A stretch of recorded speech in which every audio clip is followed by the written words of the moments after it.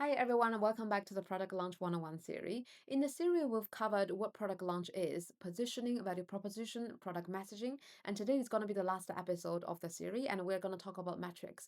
But to be honest, as a PMM, I find it's very challenging to find the appropriate metrics to track, and I will let you know why and what I've learned.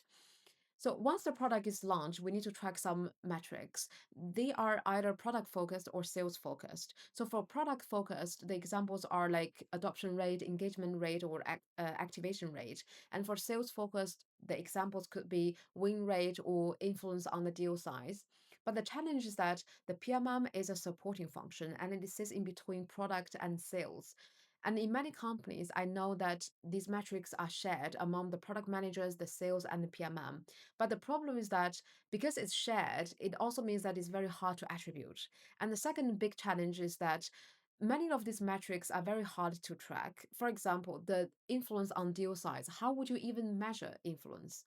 While I was researching for what kind of metrics that PMM should track, and I came across two ideas that I think are quite inspiring. The first one is that focus on the metrics that we as PMM could have the control over. So for example, the go-to-market material quality or the time to completion, because we write them every day, so it makes sense that we track them as main metrics apart from the adoption rate, engagement rate that we also need to contribute to.